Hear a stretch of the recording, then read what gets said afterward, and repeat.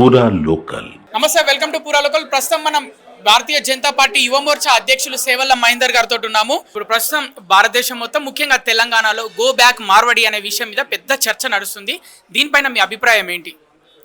ఈరోజు ఎవడైతే go back Marwadi అంటున్నారో, అరే నాయన, భిన్నత్వంలో ఏకత్వం అనేది భారతీయ సంస్కృతి. ప్రపంచాల నుంచి అతిథి దేవో అని చెప్పేసి ఎవరైతే వస్తారో వాళ్ళకి ఆశ్రయం కల్పించినటువంటిది భారతదేశం. అలాంటి కల్చర్లో మనం అందరం ఉంటున్నాము. వచ్చి వాళ్ళేంటి మన మీద పెత్తనం చెలాయిసి ఉంటున్నటువంటి వ్యక్తులు కాదు వాళ్ళంతా కూడా. సరే, మొన్నటికి మొన్న 10 రోజుల కింద ఏదైతే ఇన్సిడెంట్ జరిగిందో, కొంతమంది వ్యక్తులు, నేనేమంటున్నానంటే అక్కడ కులాన్ని మనం మధ్యలో పెడతలేం, వాళ్ళ యొక్క సమాజాన్ని మనం మధ్యలో పెడతాం. ఎవడో ఒకటి తప్పు చేసినటువంటి విధానానికి మొత్తం సమాజాన్ని మొత్తం కూడా ఆ తప్పులోకి గుంజే ప్రయత్నం ఎట్లా చేస్తాం అదంతా కూడా. కాబట్టి ఆ తప్పు ఎవడైతే చేసినా తప్పు చేసినటువంటి వ్యక్తిని శిక్షించాలి. అంటే ఇప్పుడు మార్వాడి అతను మా మీద దాడి చేసిండు కాబట్టి గో బ్యాక్ అంటున్నారు. అంటే రేపు తెలుగోడు మీ మీద దాడి చేస్తే ఊరుకుంటారా? అంటే తెలుగోడు దాడి చేసినప్పుడు ఏ విధంగా అయితే చట్టపరంగా శిక్షలు ఏ విధంగా అవుతుంటాయో అదేవిధంగా వాళ్ళ మీద కూడా వర్తిస్తాయి.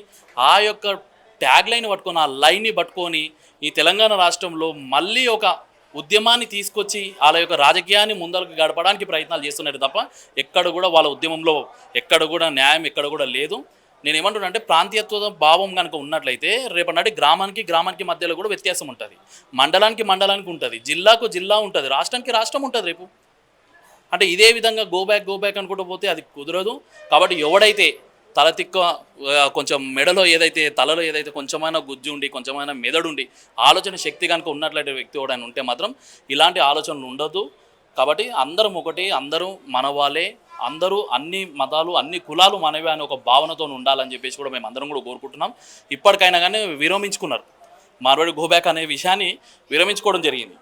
ఒకటి చేసినటువంటి తప్పుకు మొత్తం అదే చేస్తున్నాం. నేను ఇప్పుడు ఎవడైతే అన్నాడో గో బ్యాక్ అని చెప్పేసి అన్నారు కదా, ఎక్కడనో బంగ్లాదేశ్ నుంచి, రోహింగ్యాల నుంచి, పాకిస్తాన్ నుంచి వచ్చి భారతదేశంలో హైదరాబాద్ నడిగొడ్డలు తీసేసుకొని కూర్చున్నారు. దమ్ముందా? ఫస్ట్ విదేశాల నుంచి వచ్చినటువంటి వ్యక్తులను వెళ్ళగొట్టే ప్రయత్నం చేయండి.